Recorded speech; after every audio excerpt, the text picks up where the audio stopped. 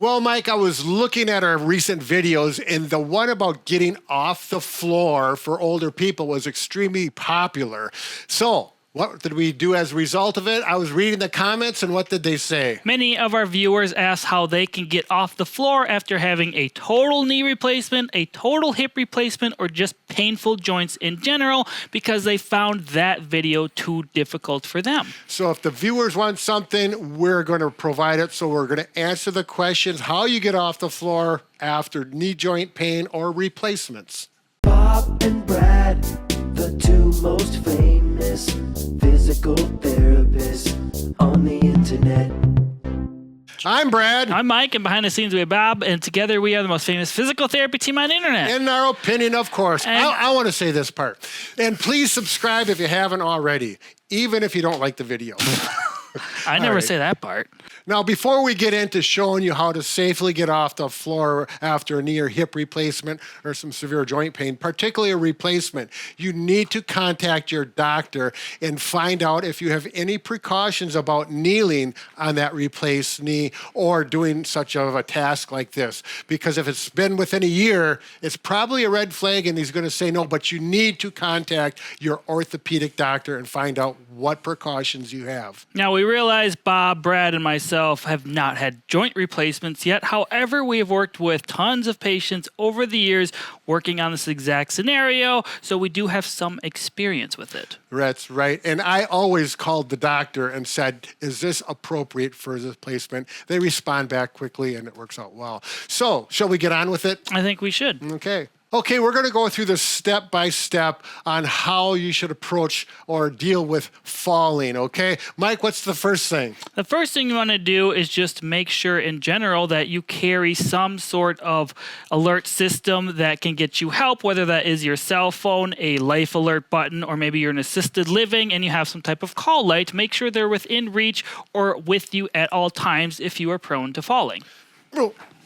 And Brad doesn't have his, so that's a bad situation. Now, actually, a lot of people fall without injuring themselves. I know we know that as therapists. My mother used to fall quite a bit. She never did injure herself. But if you do fall and you want to get up, the first thing you need to do is make sure you're okay. So you're simply going to stop, take a deep breath, and relax because you will be a little upset and anxious. So settle down a little bit and then start with your head and think, can I move my neck without pain? Anything unusual? Work to the shoulders, the arms. If everything is moving fine without pain, then go to your legs. Then you think, okay, I'm okay. There's nothing hurt. There's no extreme pain. I think I can get up. Make sure that is done first. Okay, so we know everything feels good and we want to get up from here. We know after the knee, hip, or joint pain that getting over into this position is not going to happen. It's very painful. Things are not working well. So what we need to do is find either some steps or a chair. I'm going to demonstrate how to get up using a chair that would be close by. Mike will demonstrate how to get up using steps, and then we have one more scenario. After that, I'll explain. But the first thing you do is you just do the butt scoot. So your bottom is going to scoot across. You're just going to take your time. Now, my mother did this, and she was a rather large woman, and she was able to do it and get to the chair, and it worked out well. She had strong arms. Then you're going to go up to here, as long as you have the range of motion, and one hand here, and you're going to work. Now, the good leg, hopefully you have one leg that's strong enough to do this. Otherwise, you'll have to go to the steps or the third option. Here, get the other arm up, support yourself, and scoot right back in.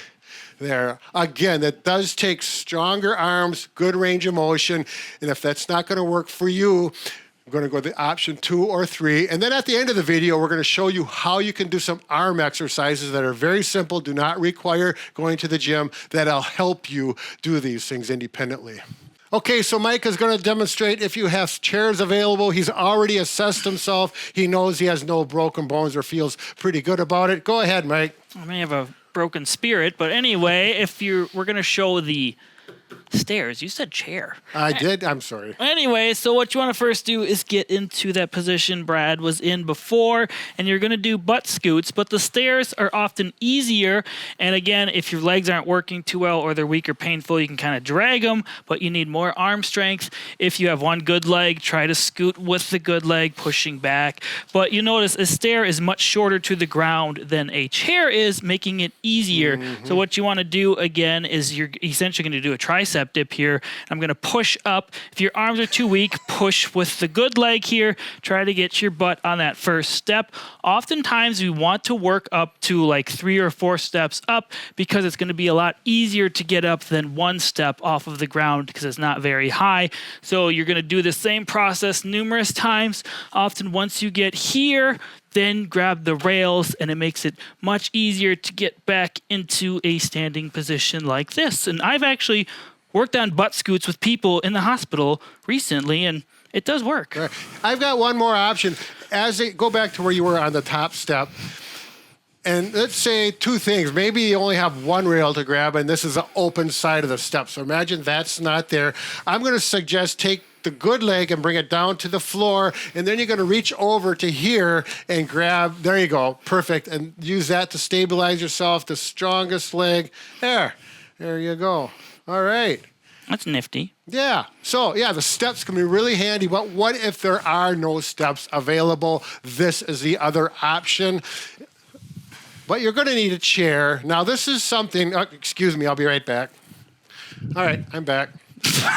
You'll need a stool, and you're going to need to keep a stool somewhere in your house in a central area. Hopefully you don't have, if you have a very large house, maybe you need more than 1 stool. But a stool like this, 1 or 2 is actually, 2 steps is a little preferable. So we're going to do this scoot. The butt scoot we already talked about. I'm going to get the stool right here. And this is a good thing to practice, actually. All of this is good to practice so that, and when it really happens, you can do it without thinking about it or being scared and forget about what you're doing. If you've done it many times before, it'll just come. So I'm going to go here, hand here. Forearm is going to probably be a little easier because this requires a lot of shoulder strength and stress.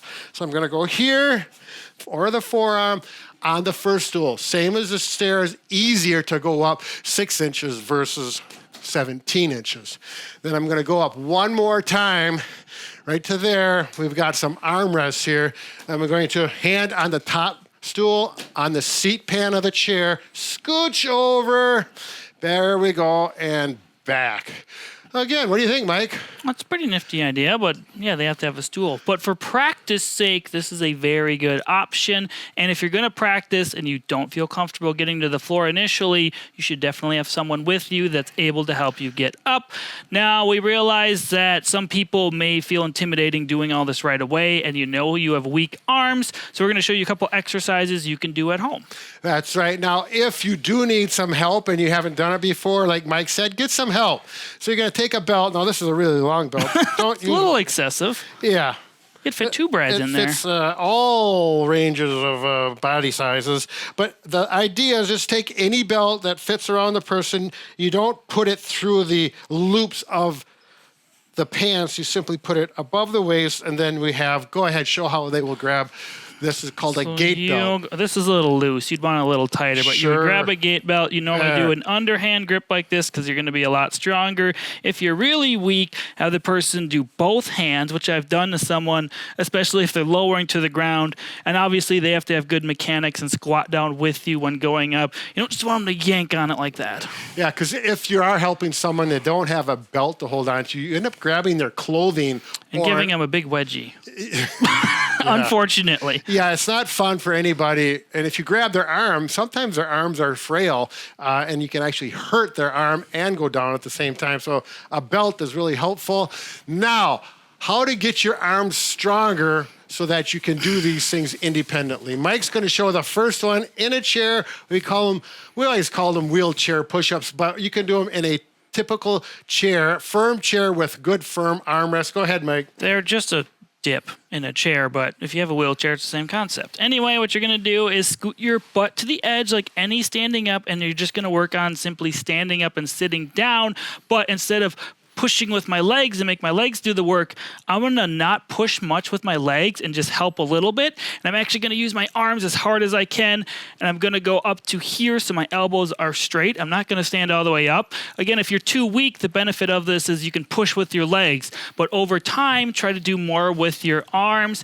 And I'm just going to do little dips like this. And you can do 5 to 10 repetitions like this. Now, if you cannot do them because your arms aren't strong enough yet, you simply get a pillow or a cushion about 1 to 2 inches thick, put that down, and then it's much easier.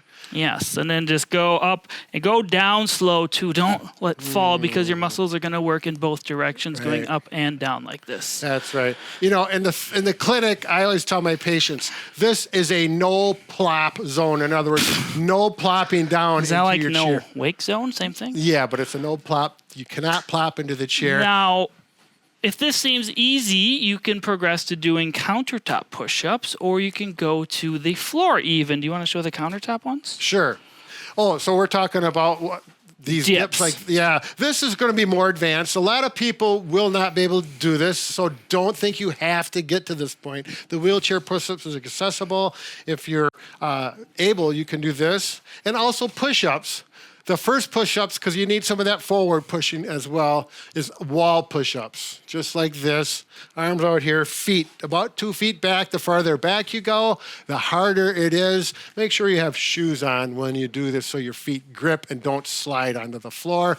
And then you can do countertop push-ups when those are too easy. Probably 10 reps is good enough. And then, of course, you know, if you're able to, down, you get to practice going down to the floor and getting up to the floor and do the push-ups down here. Now, we're not going to talk about how to go down to the floor and up to the floor if your knees and legs are healthy, but what do we have, Mike? We have another video, so the one we're talking about earlier that did fairly well. You can click the video link on the screen to watch that video because you may not need these techniques to get up off the floor. What do you mean fairly well? It's doing outstanding. The people are... It's doing real nice. It is. It's got about 50,000 views so far. And so people are going to want to know about this as well. Again, be safe with those new joints, painful joints, and make sure that you can get up off the floor because chances are, if you fall, you're not going to break something. You probably are just going to be, you know, stuck. Hurt your ego a little bit. But if you do break something, make sure you can call 911. Oh, yeah, back to me, Danny. We're rambling a little bit. Bye. That's right. It's the end of the video. We get to play. Bob and Brad, the 2 most famous physical therapists on the internet.